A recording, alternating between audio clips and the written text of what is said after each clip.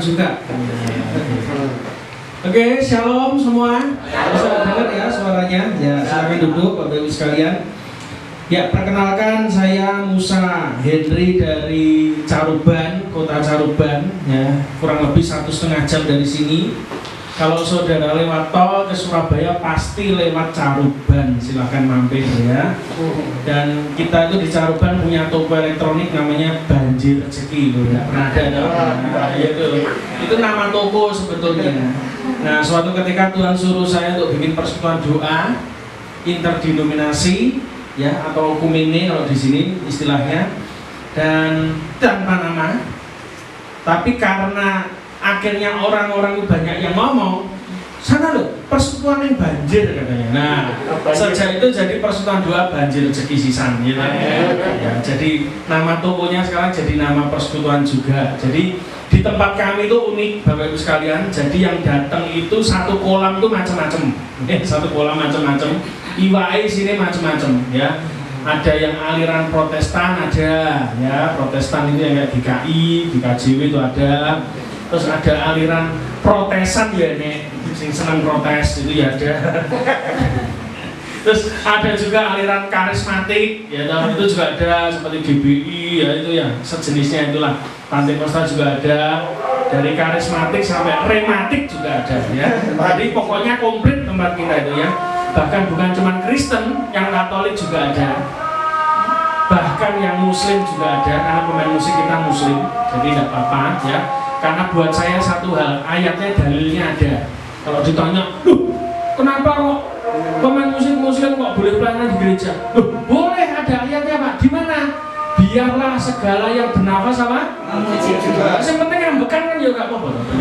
Ya syaratnya kan mau sih tak, betul gak? Nek gak ambekan ini repot, itu namanya ibadah penutupan peti ya, itu namanya ya.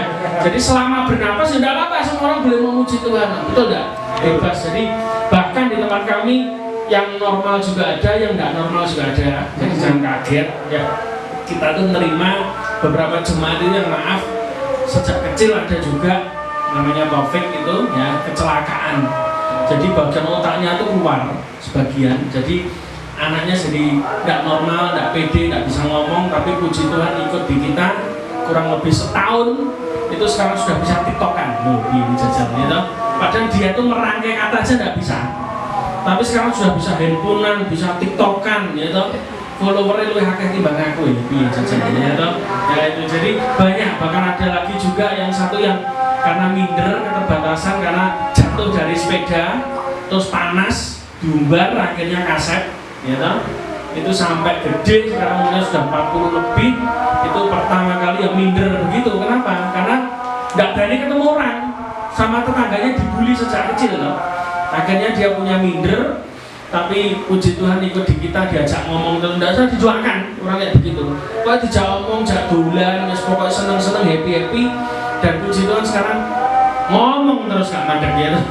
Tadinya tidak bisa ngomong, sekarang malah orang bisa mandek ngomong. Nah itu ya toh, puji Tuhan. Jadi Tuhan itu, saya itu lebih senang tuh melihat perubahan-perubahannya kayak begitu loh ya.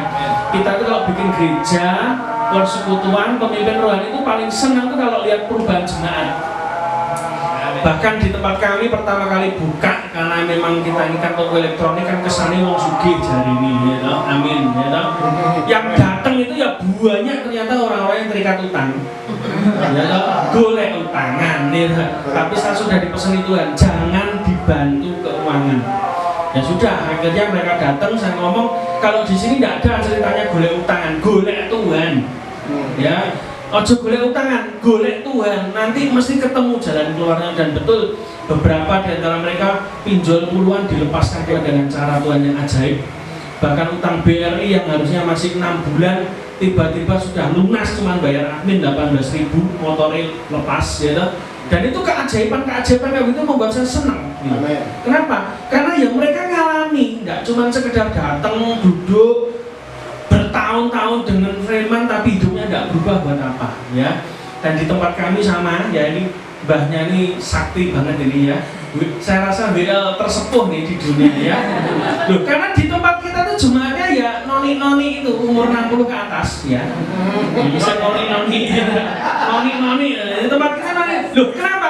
Musa mati baru umur 120. Ya berarti nek umur swidak jaran kan sik noni-noni ya Pak ya. Nah, di tempat kami ya, yang lucu pertama kali kita buka itu memang saya cerita lagi. Biasa toh mbah-mbah nek teko mesti nggawa minyak angin.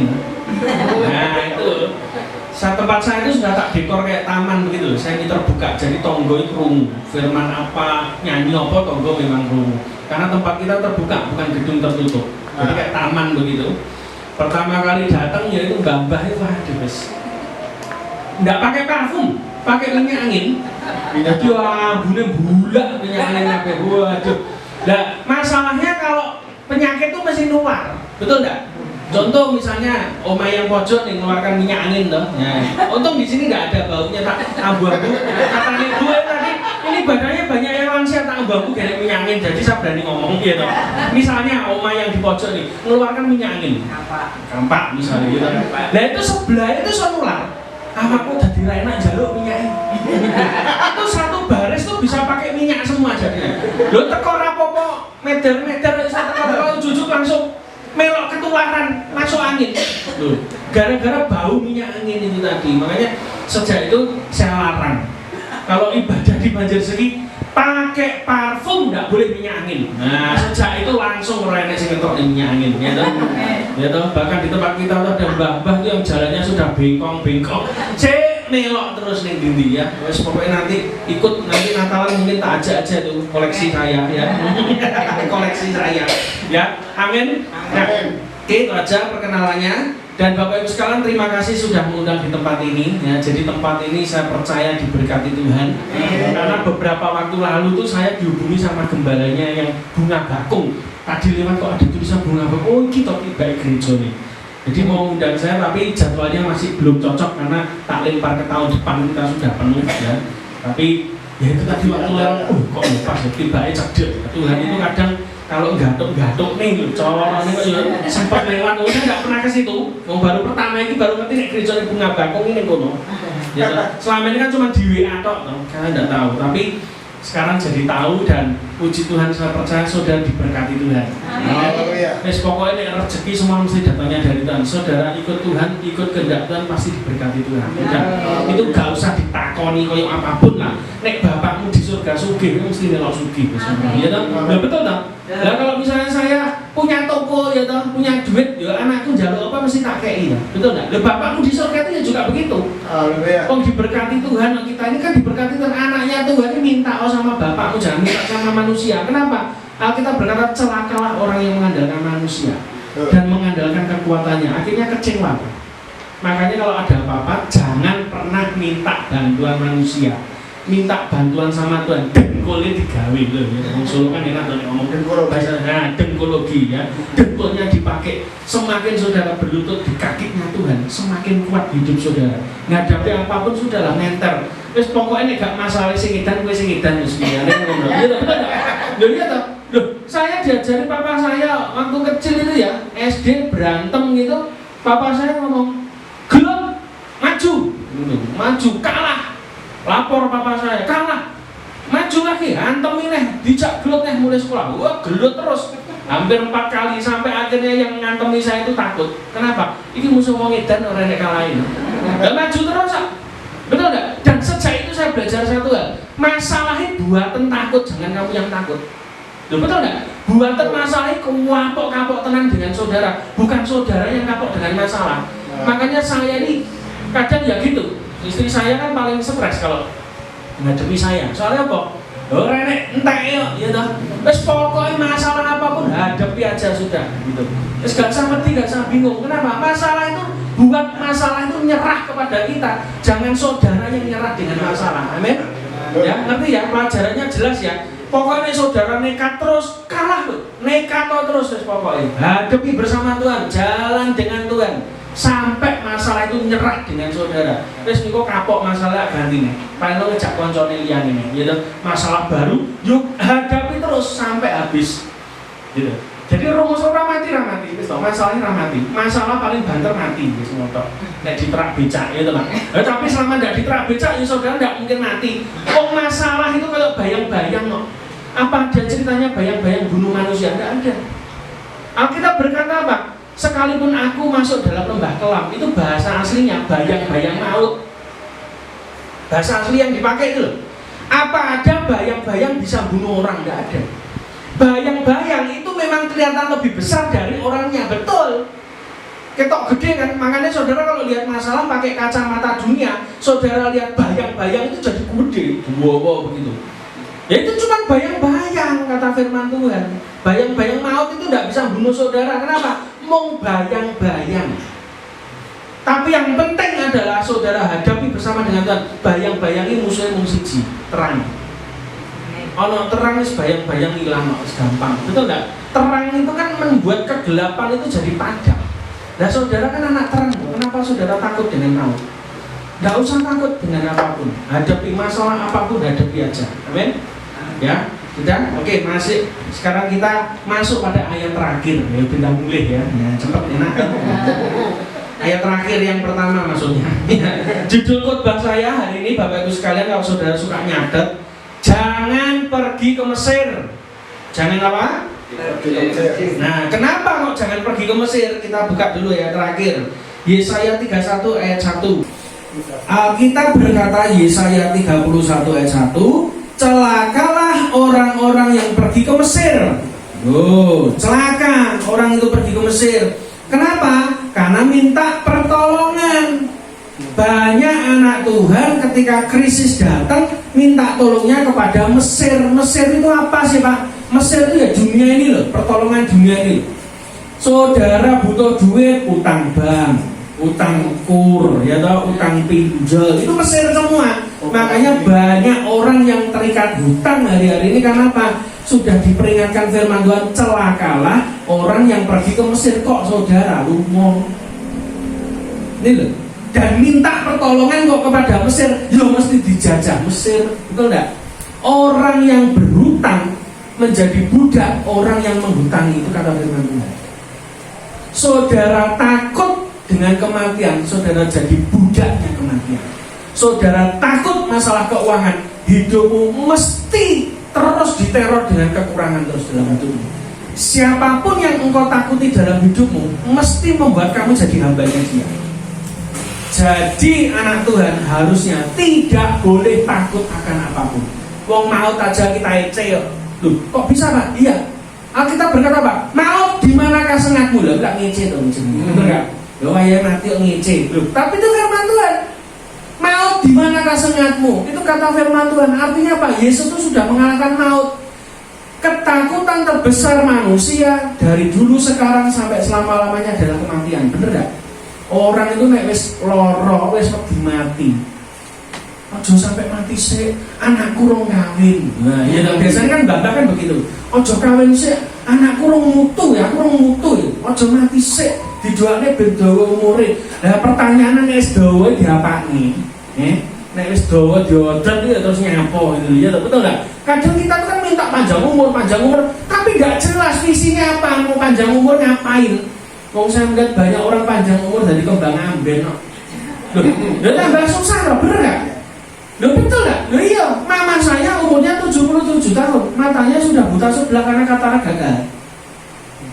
Tapi sampai hari ini nyetir mobil loh, ngeri loh. Luar biasa. Mbahnya umur berapa? 70. Mama saya 77 tahun saya nyetir mobil mbak. Mbah wis sing wis kobong kok nganti ra ngerti pokoke ngegas ngono ae. Ora tau dicegat polisi kok ngalian. Lha itu terjadi di Madiun. Tiap pagi itu masih renang sama teman-temannya, itu 20 putaran kolam renang. Loh kenapa? Ngerti enggak resepnya kenapa? Saya waktu ke rumahnya saya kaget, ada Alkitab terbuka di ruang tamu, saya tanya, "Iki sing maca sapa mi?" "Ya aku." "Wih, sangar men kok maca Alkitab, aku ora tau maca." Ya. Lalu baca Alkitab terus ya. Terus saya buka halaman terakhir dari Alkitab itu ada tanggal, bulan, tahun sekian, ada sekitar 7 kalau tidak salah. Ini tanggal apa? Ini tanggal lek mari maca Alkitab. Jadi Alkitab ini sudah terbaca habis 7 kali sama mama saya. Ayo biar jajal. Orang Kristen lahir baru makan firman terus. Itu sesuai firman Tuhan. Orang yang ditanam di pelataran bait Allah akan tambah gemuk, seger, berbuah bagi Tuhan. Benar nggak? Orang yang cerita itu wawa, ya. nyanyi terus Pak, WL terus ya toh, pakai gaya sisan Pak, ya toh. Loh, iya toh. Loh, karena nek WL nom biasa Pak. Nek WL sepuh wis ompo lak viral, nek ndi ya. Viralnya Pak, iya toh. Engko kan nyanyi Pak Ferry, tukang TikTok ya toh. Ya itu belajar bahwa orang tua pun bisa mengalami Tuhan. Keajaiban terjadi kok. Loh, mama saya itu begitu, matanya sudah satu. Itu masih tetap aja etek, ya toh, gak iso menang belas sampai hari ini. Kenapa bisa begitu? Ya karena memang dia baca firman terus. Dia tidak lari ke Mesir, larinya kepada Tuhan. Orang yang lari pada Tuhan mesti dapat pertolongan dari Tuhan. Amin. Alkitab berkata terus, lanjutkan. Yang mengandalkan kuda-kuda, kuda-kuda itu apa? Berbicara kekuatan. Orang Chinese itu paling suka lukisan jaran atau kuda. Kenapa? Kuda itu kakinya 4, jarene wong Cina, nek sikile 4 itu berarti bakoh. Wah. Makanya meja sikile 4, nek 3 kan gulung kuming ya toh. Numplek lo jangane. Meja kan mesti sikile 4, betul enggak? Ya. Loh kenapa? Ya karena memang itu filosofinya gitu. Sama orang yang pergi ke Mesir berharap mereka dapat kuda-kuda yang kuat. Mereka berharap dasar hidupnya kuat, padahal enggak juga. Terus berikutnya, yang percaya kepada apa? Keretanya yang begitu banyak. Wah, kereta ini berbicara fasilitas Bapak Ibu. Kita ini kalau sudah ketemu orang yang punya fasilitas luar biasa, langsung kita ini mental ngejip nih, ya toh. Wis rasa Tuhan-Tuhanan dulurku wis munggah pangkat kok, ya toh. Pangkatnya wis dhuwur, nek butuh duit arek utang mesti dikei. Lah itu model orang Kristen yang selalu pergi ke Mesir ngejip nih wong. Pangkat, derajat itu bisa turun dalam waktu 1 hari, betul enggak? Loh, kok bisa Pak? Mosok iya? Loh, ayo kurang sugih apa? Betul enggak? Anaknya kurang akeh apa?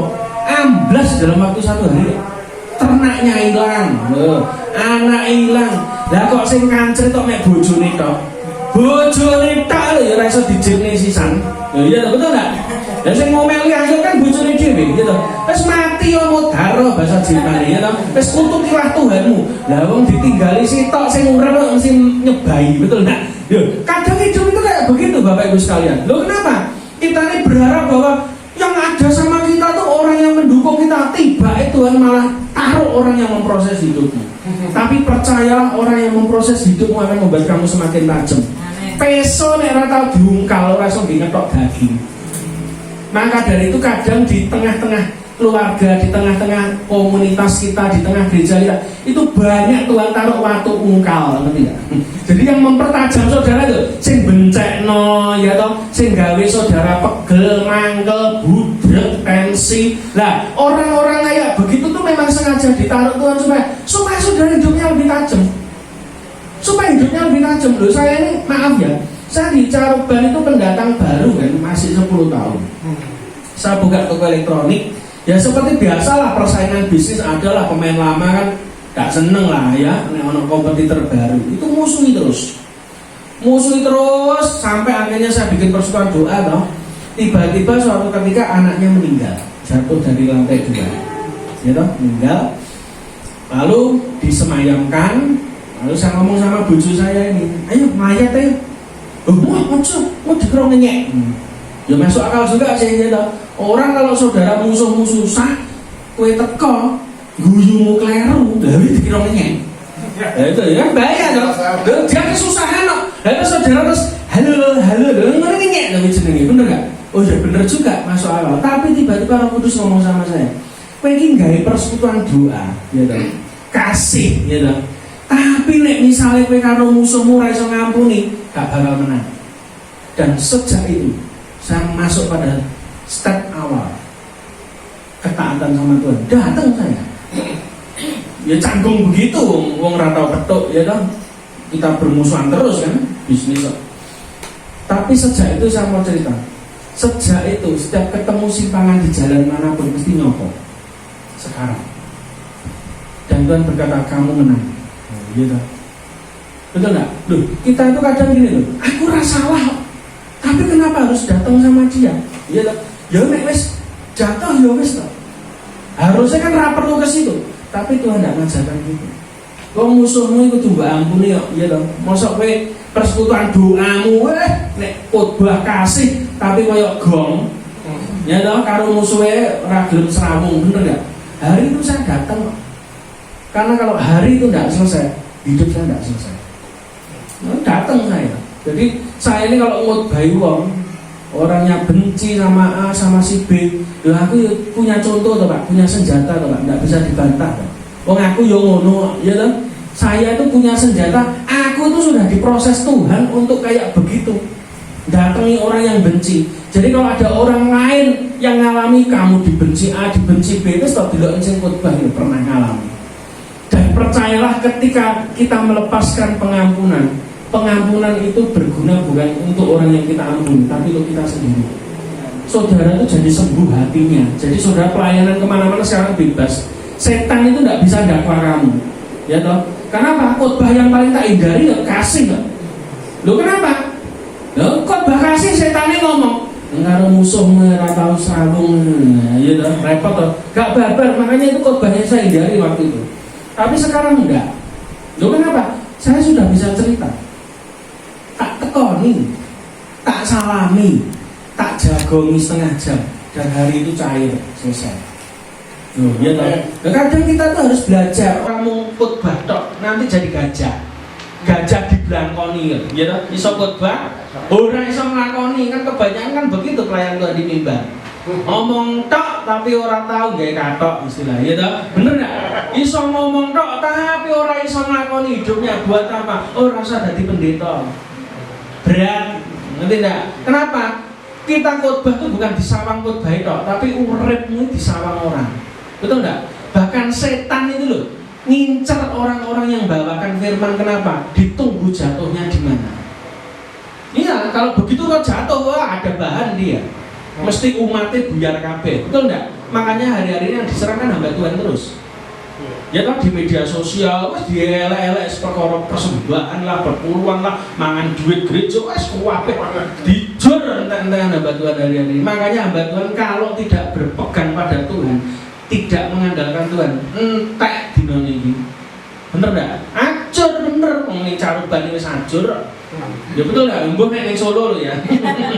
Tapi di sana seremuk wis profesi hamba Tuhan wis ora nek ubahe padha bakulan lho. Bakulan omongan. Lha iya, lha padha bakulane padha nawakne kok.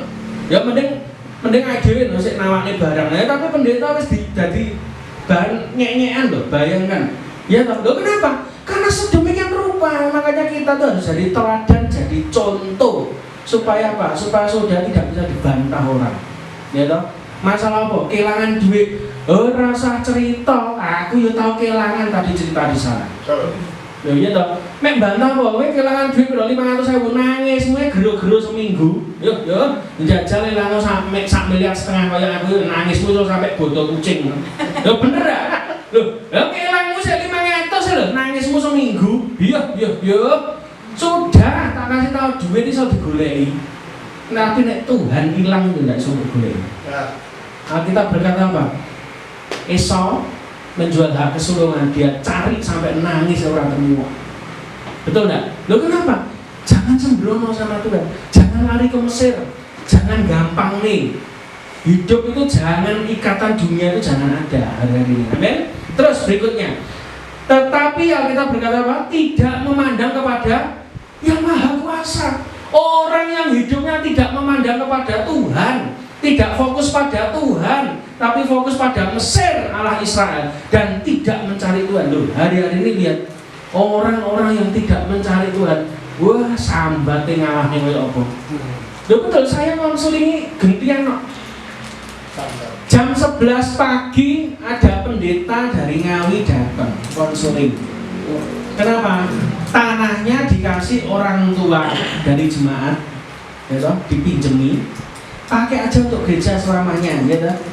Tapi lupa hitam di atas putih. Tiba anak, wis kadung dibangun ngoyo pergumulan di jalur. Ya toh, mumet toh. Ini sudah cerita 1,5 jam, belum selesai. Ono maneh teko ning kota lain. Datang lagi pasangan suami istri terikat pinjol, ayo pilih jajan.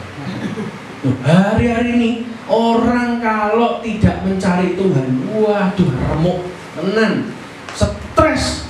Bayangkan lho, ngesane kan hamba Tuhan.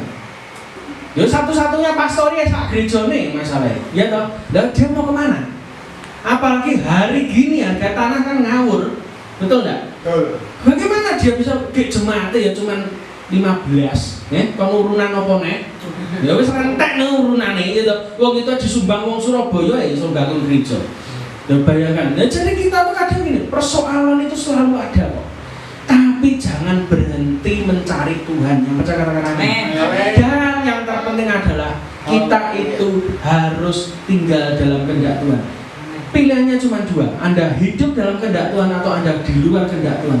Anda hidup dalam kehendak Tuhan berarti Anda menikmati Goshen, menikmati kerajaan Allah. Tapi kalau Anda di luar kehendak Tuhan berarti Anda sedang ada di Mesir. Sudah, pilihannya dua. Di dunia ini cuma ada dua kerajaan, gelap dan terang. Pilih. Sudah, dan dua-duanya mesti perang terus. Anda ke gelap mesti Anda diperangi sama terang. Anda di terang mesti Anda diperangi sama gelap. Saya sudah setidaknya koleksi 2 kali khotbah di Salat Wong Kesurupan. Betul, saya khotbah begini, tiba-tiba di sebelah kanan ada mbak-mbak itu kang kesurupan. Tiba-tiba gereng, bawa watu, nyawat. Untung nggak kena kepala, lewat di depan saya. Terus berikutnya kesurupan lagi, nyawat gak sandal. Coba. Setan itu hari-hari ini, wah gencer banget. Dia sudah stres, frustasi. Bagaimana caranya ganggu kita dari dalam? Tidak bisa, dia ganggu kita dari luar. Orang yang bisa kesurupan dipakai dia untuk ganggu saudara pelayanan. Hari-hari ini juga begitu. Makanya orang harus tinggal dalam kehendak Tuhan. Kita kasih contoh sama Bapak Ibu sekalian. Orang yang dia itu lari ke Mesir itu siapa sih contohnya dan bagaimana hidupnya? Kita belajar dari satu orang ini. Kejadian 12 ayat 10, ayat terakhir berikutnya ya. Terakhir oke mentok Pak, oke. Kejadian 12 ayat 10. Ketika kelaparan timbul di negeri itu, ingat ya, hari-hari ini kalau ada kelaparan dalam hidupmu, saudara berarti ngalami seperti yang tokoh ini alami. Maka pergilah Abram ke salah dia. Kelaparan di negeri itu, Abram kleru lungone. Tadi Alkitab Yesaya 31 mengatakan apa?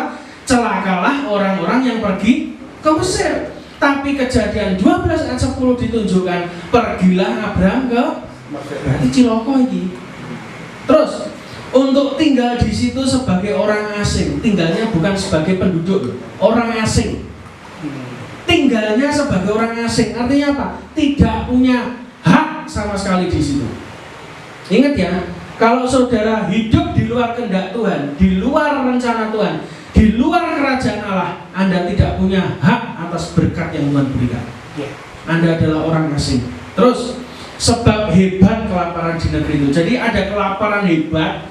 Abraham ini perginya ke negeri yang salah, ke Mesir. Dia tidak datang kepada Tuhan, tapi dia datang kepada Mesir. Itu bahasa Indonesia. Tapi kalau saudara cek di bahasa versi King James atau bahasa Inggris, tak bacakan. And there was a famine in the land, and Abram went down into Egypt.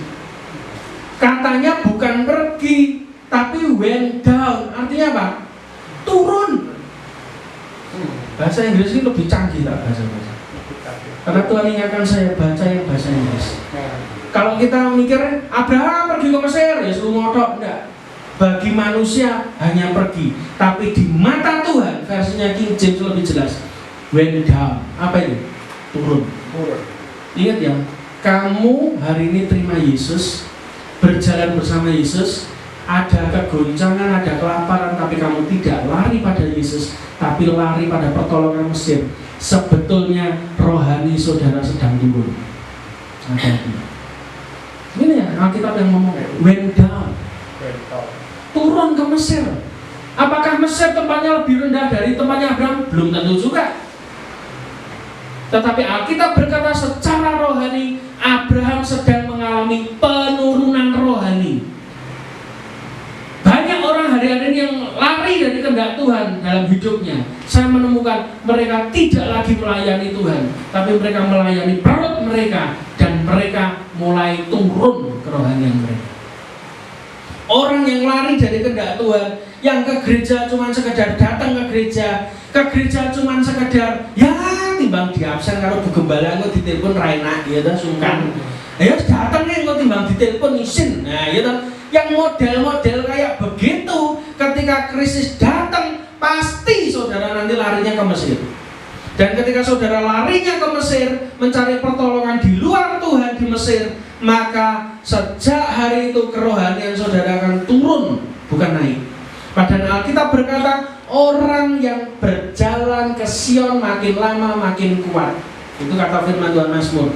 Tapi kalau saudara hari-hari ini merasa imanmu kok lemah, imanmu kok tidak enak ya, doa kok tidak kayak biasanya, tidak bisa merasakan kehadiran Tuhan, kerohanianmu mati, ya atau sensitivitas rohanimu tidak seperti dulu. Ketika dulu menyembah Tuhan, hati ini rasanya kok sukacita, pengen nangis, tapi sekarang ketika kau mendengar lagu-lagu rohani rasanya amplang. Jangan-jangan saudara sedang turun. Nanti dicek ya.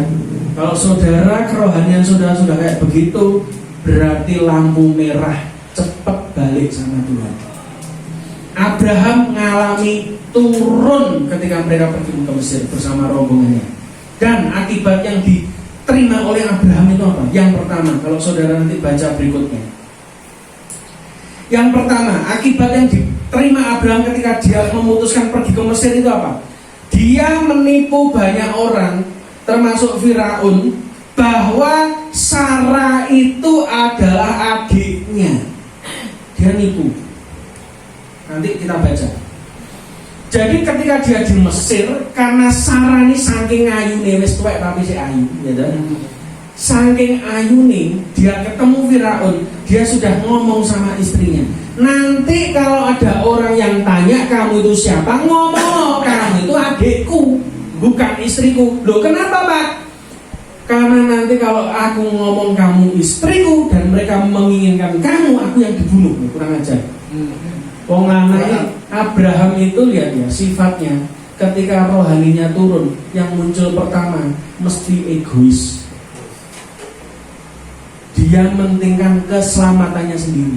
Kalau ada pemimpin gereja yang golek slametnya dhewe waktu kerusuhan, ini berarti kayak Abraham. Imannya mesti turun. Ya dong. Loh gembala itu harus berdiri paling depan waktu ada kerusuhan. Melindungi domba-dombanya. Amin. So, ya harus begitu. Tidak boleh saudara lari. Saya pun juga begitu. Ketika rusuh kemarin, saya bilang kegiatan kita tetap jalan terus. Tidak ada ceritanya gereja tutup, ibadah tutup, tidak ada. Kita siap mati semua kok. Tidak ada ceritanya tutup. Betul tidak? Sing tutup itu mau jirah-jirah iman nyawa. Kita berkata apa? Kalau kamu takut kehilangan nyawa, kamu akan kehilangan nyawa. Itu kata firman Tuhan. Makanya kalau ikut Tuhan, ojo setengah-setengah, terus setengah edan, setengah normal. Bener ya? Edan sisan 100%, gila-gilaan dengan Tuhan. Amin. Belajar kayak begitu. Nah Abraham ini menipu banyak orang. Lihat, akhirnya apa? Dia jatuh, ngapusi. Ya toh? Abraham tidak lagi mencari perlindungan Tuhan, tapi dia bersembunyi di balik apa? Kebohongannya. Yang kedua, akibat yang ditimbulkan dari kebohongan Abraham tidak membuat istrinya jauh lebih baik. Kenapa? Karena ternyata Sarah ini malah ditarik sama Firaun untuk masuk ke istananya. Loh, ayo, datang bang, ya toh? Sudah ngaku, ojo ngaku bojoku, adikku aja. Begitu sudah ngaku, Firaun malah kesempatan. Lah, adikmu toh, berarti bawa ke istanaku. Ayatnya di mana Pak? Kita buka dulu Kejadian 12 ayat 16. Lalu Firaun menyambut Abraham dengan baik karena ia mengingini perempuan itu. Ya, ya toh? Jadi mengingini siapa? Sarah. Karena Abraham bohong. Sarah ini adalah adiknya. Tambah jeru toh, betul nggak? Nah kalau Sarah sudah masuk istana Firaun, sopo sini sama tok nih? Betul nggak? Berarti kejatuhan Abraham tambah dalam. Ingat ya, kebohongan satu akan membuat kamu bohong yang lain. Kejatuhan satu yang tidak beres membuat kamu akan jatuh terus. Itu hukumnya kekristenan. Maka dari itu dosa yang tidak diampuni ada dua: menghujat Roh Kudus kata firman Tuhan, dan yang kedua apa? dosa yang tidak kamu akui. Ya, nek gak ngaku ya gak diampuni. Kok gak ngaku kok. Betul gak? Maka dari itu Alkitab berkata, kita ini harus terbuka kepada Tuhan.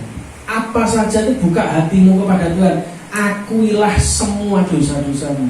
Karena itu kalau saudara pernah ikut kegiatan pria sejati, ya, keterbukaan adalah awal kesembuhan. Kan sering diomong begitu toh.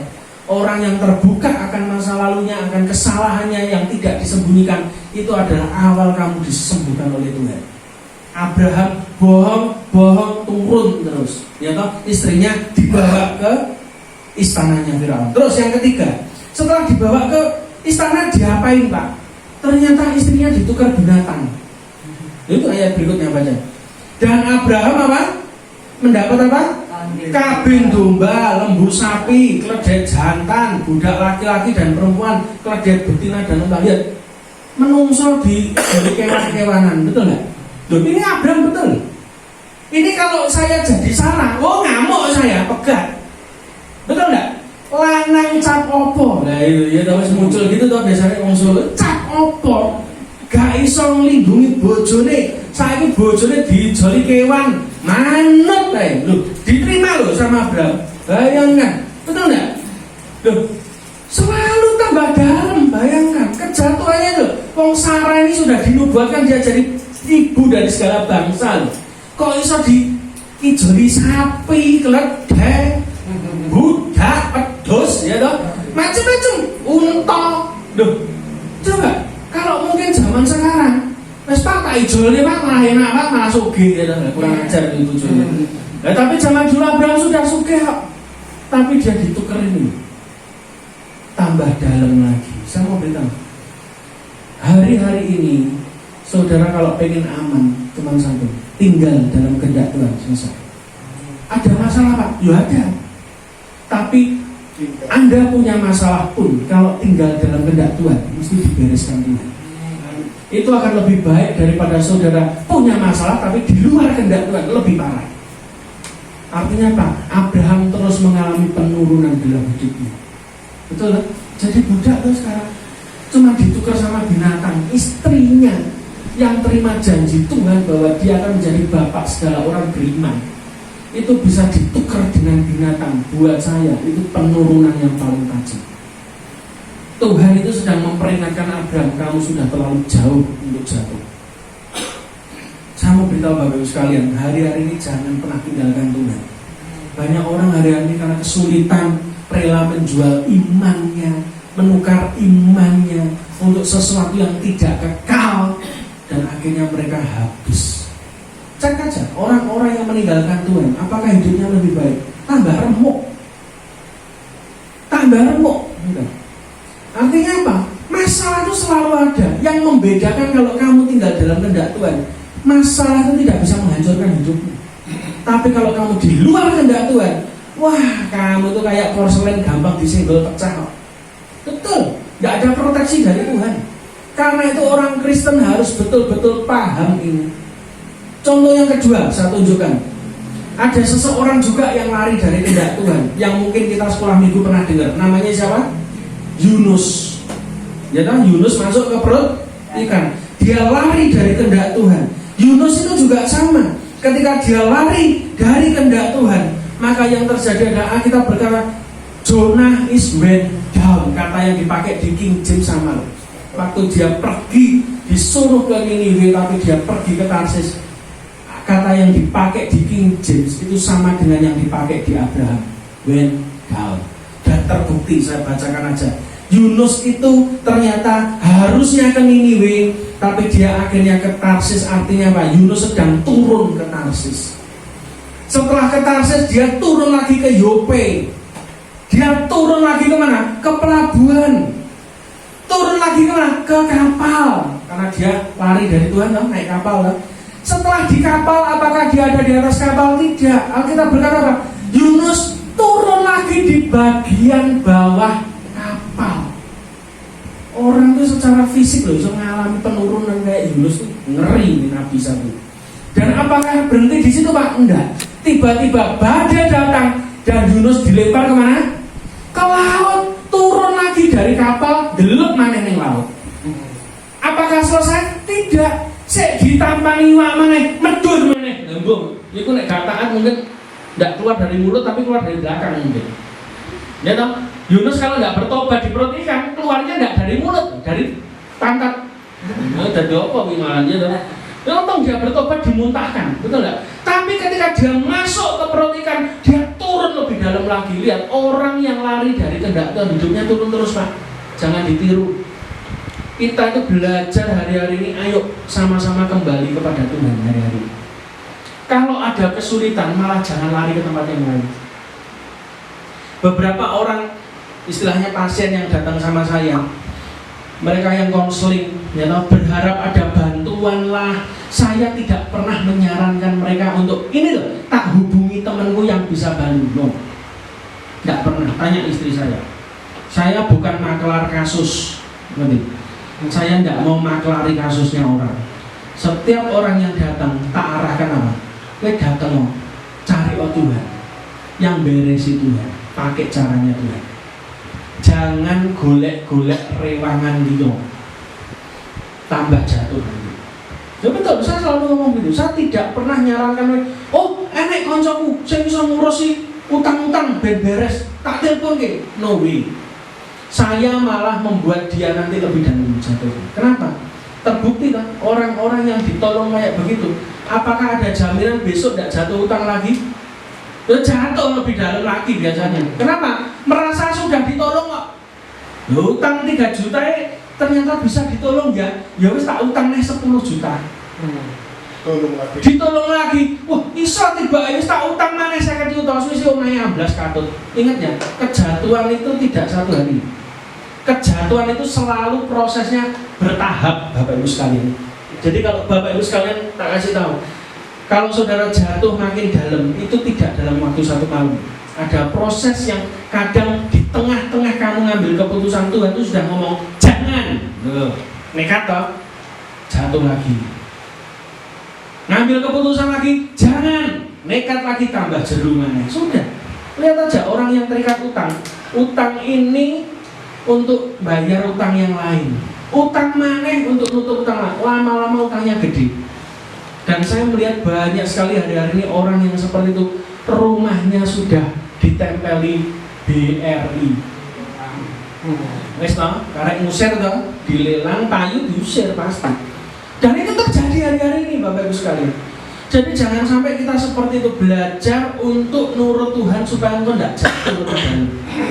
Ya, jadi saya berdoa cuma di tempat ini untuk saudara sama-sama cari Tuhan.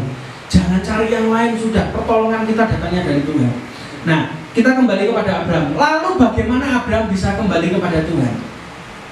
Apa yang bisa mengubah hidup Abraham? Ini kuncinya. Kejadian 13 ayat 1 sampai 4. Kejadian 13 ayat 1 sampai 4 ayat terakhir.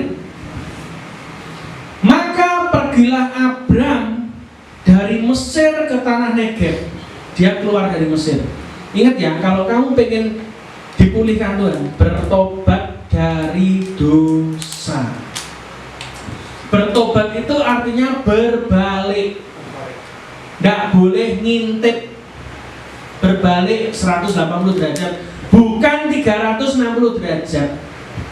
Ya, ini kamu nyer maneh jenenge balik maneh ini jeneng putar balik ya toh. 180 derajat. Jadi kalau dosanya Mesirnya di sana, maka yang dilakukan Abraham adalah dia pergi dari Mesir, berarti ke sana. Dia tidak kembali ke Mesir. Itu yang pertama. Yang kedua, ke tanah Negeb dengan siapa? Istrinya. Ojo ditinggal bojone. Ya toh, nanti sudah ditukar sama binatang-binatang terus ditinggal pisan, ya toh wis payu jadi kurang ajar. Enggak, sama istrinya kan. Ceritanya kan sama istrinya. Dan segala kepunyaannya. Ingat ya, kalau saudara berbalik sama Tuhan, apa yang hilang dalam hidup saudara akan dikembalikan Tuhan. Istrimu hilang, kekayaanmu hilang, karirmu hilang, pelayananmu hilang, itu akan dikembalikan oleh Tuhan. Saya pun kehilangan duit sama istri saya. Yang bodoh siapa? Ya dua-duanya. Sing transfer DE, sing izinkan saya. Lho padha gobloknya kok. Ya toh, 1,5 M beli rumah. Tapi sekarang Tuhan sudah gantikan dengan 2 rumah. Plus mobil, ya toh. Untung bisa balik. Ya sudah. mau gimana lagi? Anggap aja tuh biaya kuliah ya, S2 gitu. Saya kan sama dia S1 ya, anggapnya kuliah S2 1,5 M ngono lho ya, bagi loro ya. Wis nek gak pinter ya sik kebacut ya ngono lho. Tapi kita belajar apa? Ternyata yang hilang itu dikembalikan Tuhan. Bahkan pelayanan kita pun juga dikembalikan Tuhan. Bahkan ditambahi segala macam. Itu yang terjadi ketika Abraham berbalik dari Mesir ke tanah Negeb, maka semua yang hilang dalam hidupnya dikembalikan. Plus dan Lot pun bersama-sama dengan ada ponakannya ikut dia. Alkitab terus berkata apa? Adapun Abraham sangat kaya. Padahal pada waktu dia di Mesir tadi apa? Kekeringan. Nek kekeringan itu mesti randu duit. Betul enggak? Kering gak ada duit. Tapi pada waktu Abraham bertobat, ketika saya membaca ayat ini hati saya loncat. Kenapa? Ternyata setelah dia bertobat, kunci pertobatan membuat Abraham diberkati Tuhan. Amen. Ingat ya, Tuhan itu tidak bisa berkati orang yang masih punya dosa yang disimpan. Tidak bisa. Kadang saya ini doa, Bu. Doakan orang, gitu.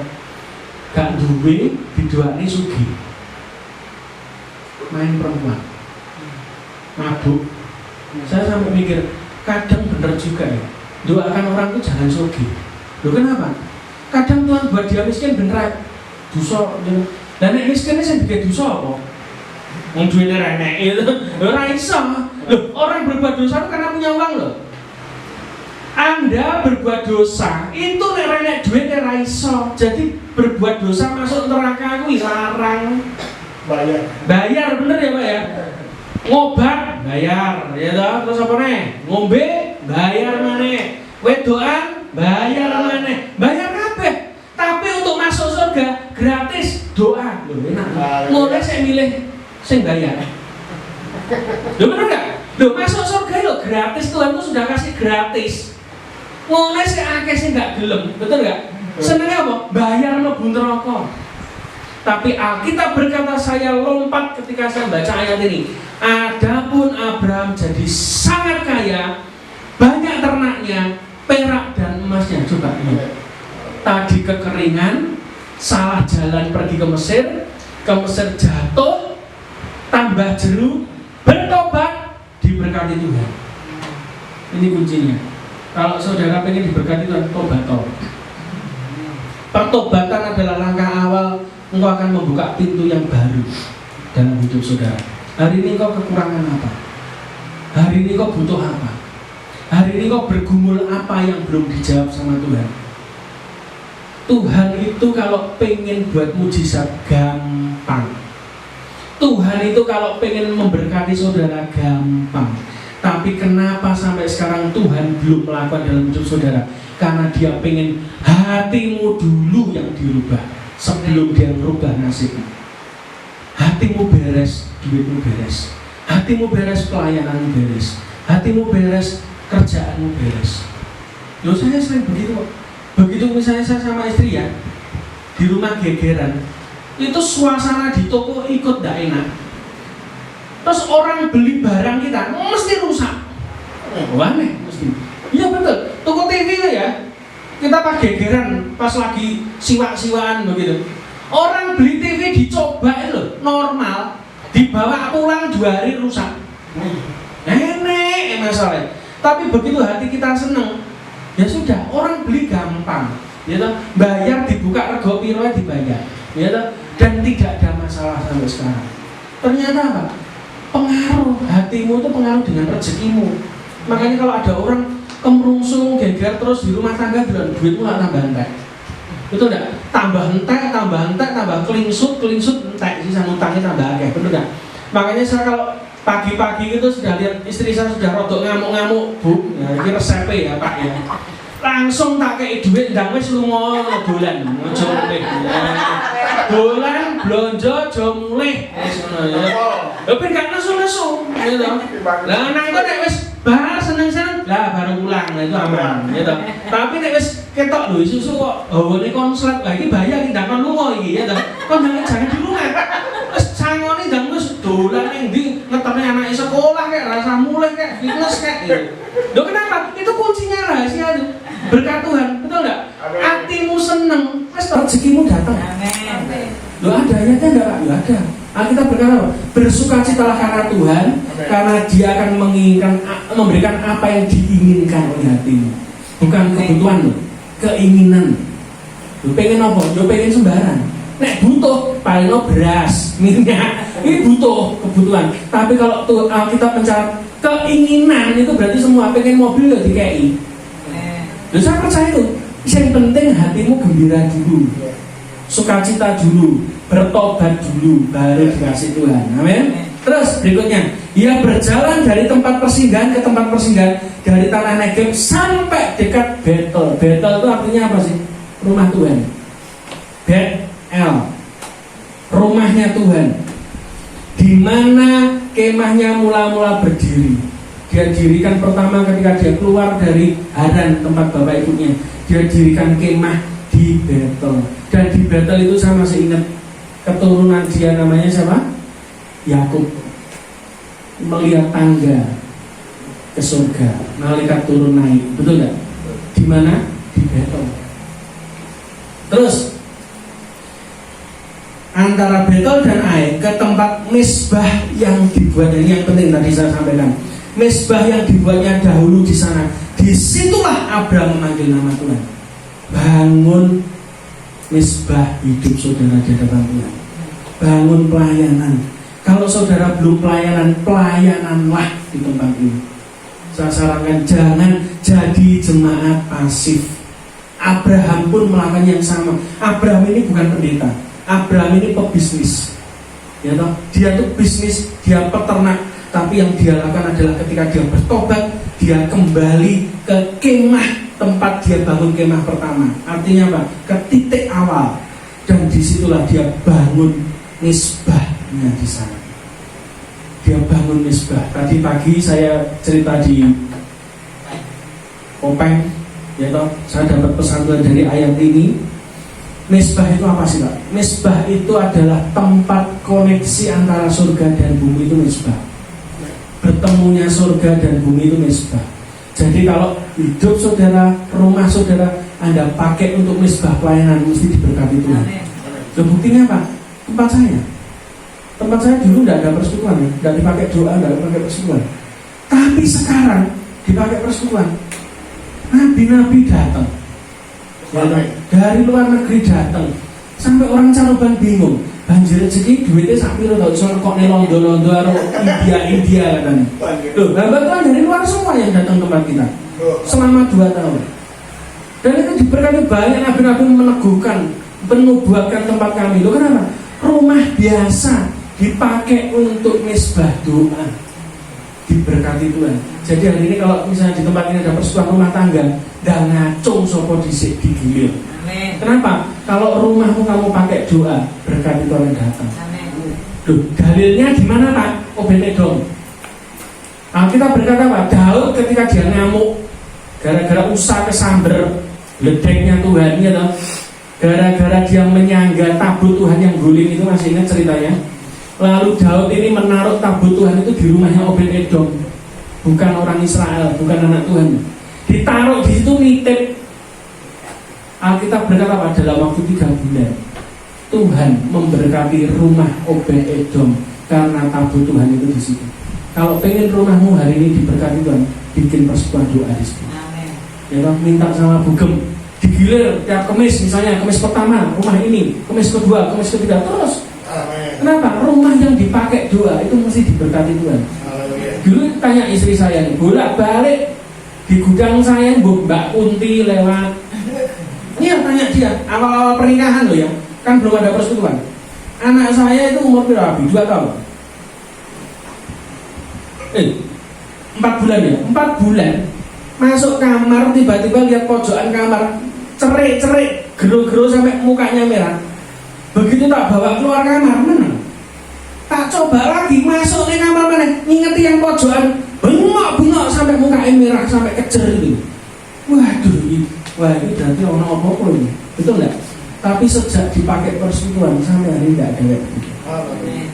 Dulu langganan menurut ibu slimer, tapi sekarang enggak. Loh kenapa? Dipakai doa. Rumah yang dipakai doa. setan rabian gemeteran dulu. Amin. Mari kita tutup Alkitab kita berdoa. Hari ini kalau saudara punya persoalan yang kelihatannya belum selesai, saudara koreksi di hadapan Tuhan. Masih ada enggak yang saudara sembunyikan hari ini di hadapan Tuhan? Ada persoalan yang mungkin belum beres dengan hidupmu, atau juga ada dosa-dosa yang masih kau sembunyikan hari-hari ini. Hari ini belajar untuk saudara menyerahkan hidupmu kepada Tuhan. Belajar untuk saudara kembali bangun lagi mesbahmu di hadapan Tuhan. Ya Allah ya syikara ya syikara ya syikara syikara syikara. Mari kita sembah Tuhan. Syikara ya syikara ya syikara ya